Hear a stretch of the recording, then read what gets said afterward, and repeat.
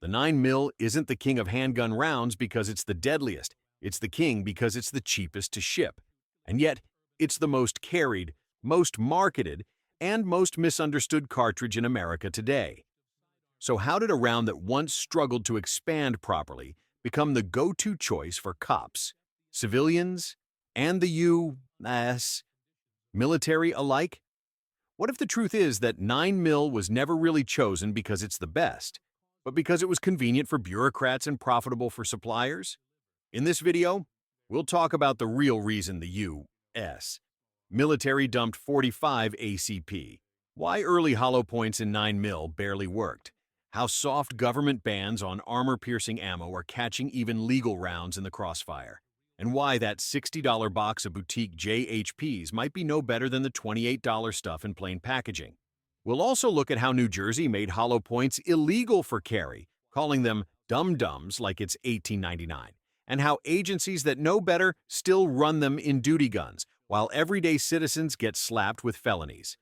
From FBI ballistics myths to ATF paranoia over steel cores, the rabbit hole runs deep.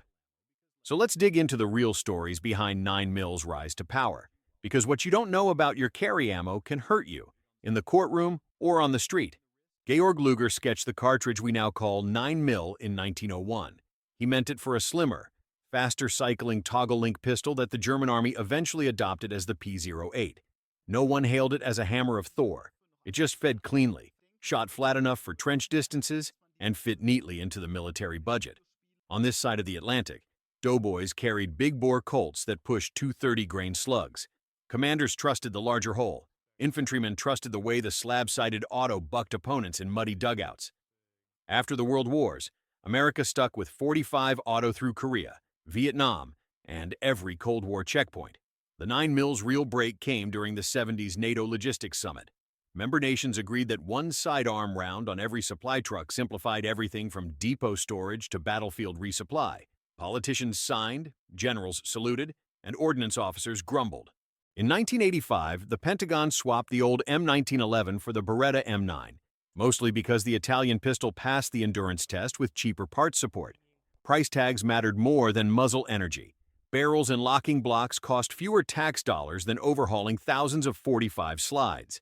Even then, American cops kept revolvers in .38 Special or .357 Magnum. European constabularies leaned on .32 Auto and .380. The 9 sat in the corner until polymers, double-stack magazines, and Wonder 9 marketing collided in the late 80s. Suddenly, officers could carry 15 cartridges instead of 6, and accountants noticed ammunition budgets shrinking by nearly a third. Early hollow points like the Illinois State Police load still failed gelatin on cold mornings, but agencies accepted the trade. More tries per trigger press beat one-shot folklore. The cartridge's rise owed little to knockdown mystique and everything to supply chains. Politicians wanted a common round, bean counters wanted bulk pricing, armorers wanted fewer part numbers. That cocktail, not ballistic brilliance, put the 9 on the throne. Range talk makes stopping power sound like a lever you flip. Bigger caliber, faster collapse. Real gunfights laugh at that. Wound ballistics researchers who dissect police shootings keep finding the same pattern. Handguns stop because vital structures get pierced, or the attacker loses the will to continue, not because tissue sensed an extra 20,000ths of bullet diameter. After the Miami shootout in 1986, the FBI pulled hundreds of autopsy files and determined that penetration between 12 and 18 inches offers the best chance to reach organs from awkward angles. Caliber mattered only if the round failed to reach that depth. Gel tests popular on YouTube showcase clean blocks, perfect petals, and rulers positioned for Instagram. Street conditions swap clear gelatin for zippers, denim, steering wheels, forearms, and bad luck. The prettiest flower petal in a block may plug with fabric and flesh, turning into a round nose that zips straight through. High-speed video rarely shows that part. Meanwhile, most civilian shootings erupt inside 7 yards where blood chemistry, shaky grip, and surprise degrade accuracy. Misses never stop threats. Hits that miss arteries behave like ice-pick jabs regardless of caliber. A reliable hollow point can help, but it cannot rewrite physiology. Even premium loads, such as Federal HST in 124 grain, often need several center-of-mass impacts before the target's blood pressure drops. Officers who carry .45 auto with 230 grain gold dots report the same experience.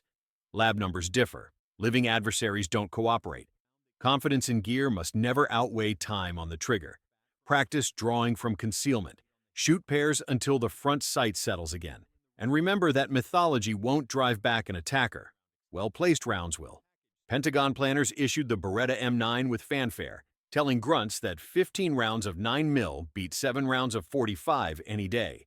Across Kuwait, Mogadishu, and later Fallujah, troops discovered the fine print: ball ammunition.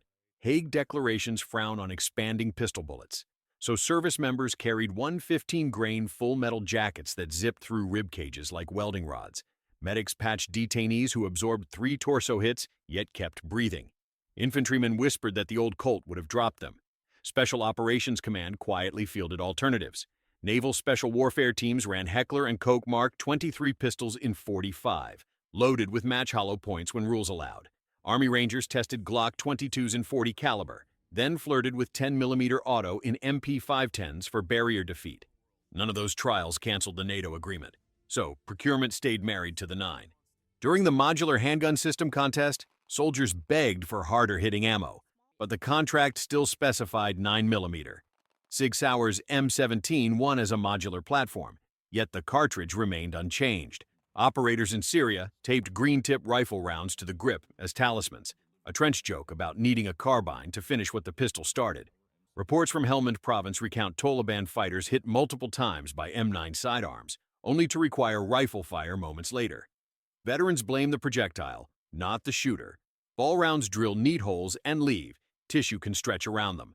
Without expansion, the diameter difference between 9mm and .45 shrinks in medical charts.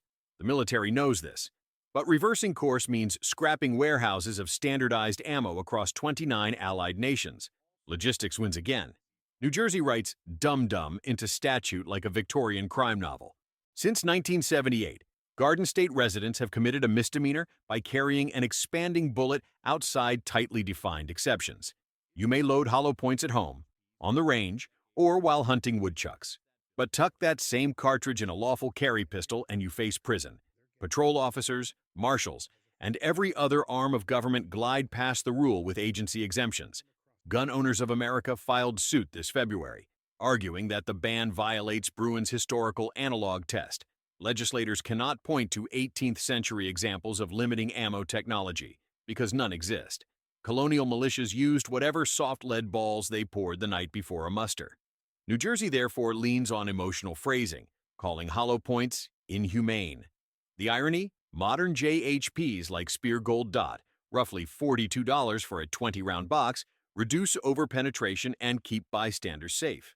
California prefers a maze to an outright wall. Since 2019, residents pay $1 for a point-of-sale background check every time they buy ammunition.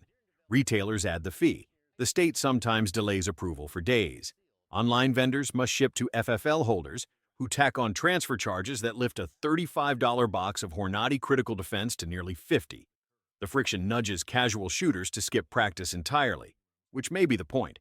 Defense attorneys warn that prosecutors in anti-gun jurisdictions still wave box art in front of juries, painting maximum expansion as bloodlust. Insurance carriers follow the same narrative. Several self-defense plans quietly hike premiums if members declare exotic projectiles. The message: carry full metal jacket to look gentle, even if it endangers your neighbors. Competitors in USPSA production division feel the sting another way. Certain clubs ban jacketed hollow points on steel for fear of splashback, forcing shooters to revert to round-nose reloads. When policy pushes you toward less effective ammo, safety becomes a slogan, not an outcome. Federal law defines armor-piercing handgun ammunition by its core and jacket materials, not by its performance on target. Any projectile with a steel, tungsten, or brass core that can chamber in a pistol may fall under the ban.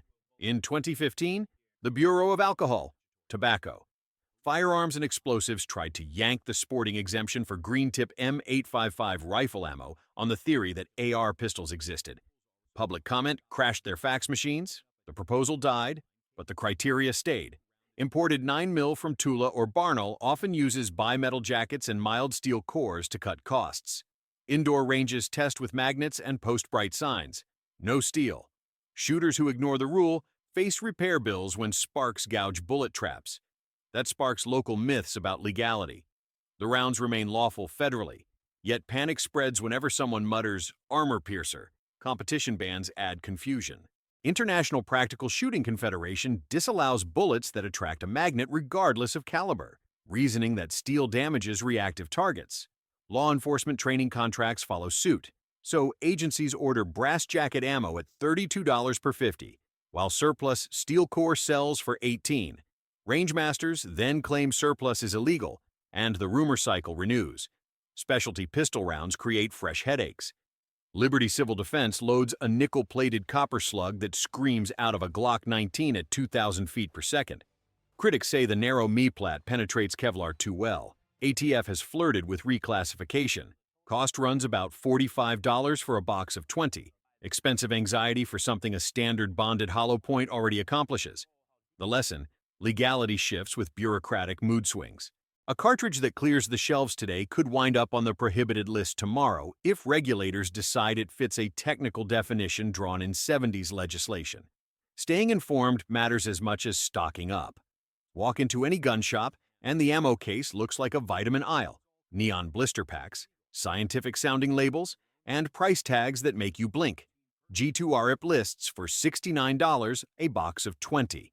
Marketing promises petal-like fragments that slice tissue into ribbons. Independent tests show shallow penetration, often under 12 inches, leaving fragments lodged in muscle without reaching organs. That's a costly fireworks show. Lehigh Defense offers solid copper fluted rounds branded Extreme Defender. Boxes run about $49. Cavitation charts on the website imply rifle-like wound cavities. Yet FBI gelatin usually records wound tracks no larger than a federal HST that costs $31. Hornady markets. Critical defense with a red flex tip plug that prevents clogging. Street price hovers near $35 per 20. Reliable? Yes. Revolutionary? Not exactly. Meanwhile, old federal HST and Spear Gold Dot still clock consistent 15 to 17-inch penetration with expansion near 0.6 of an inch. Law enforcement agencies buy them by the pallet, sometimes as low as $28 a box on government contract. When civilians pay retail, the same cartridge rarely tops $39. Ammo companies exploit fear. Shelf cards warn shoppers about denim clog, barrier blind capability, or the dreaded failure to stop. Shiny boxes push shooters toward boutique loads when a case of plain wrap bonded hollow points delivers the same or better results for half the money. Spend the savings on a class and 200 rounds of range ammo. Skill multiplies terminal effect more than marginal design tweaks. Handloaders occasionally chase miracle powder charges, then brag online about chronograph readings. Lawyers rub their hands. Homemade ammunition gives prosecutors narrative ammunition of their own. The defendant brewed killer rounds in his garage. Factory hollow points come with published velocities and test data that an expert witness can verify. Save wildcat dreams for hunting season. Ammunition advertising now mirrors health supplements, promises of superhuman performance wrapped around ordinary ingredients. The difference is literal life and death.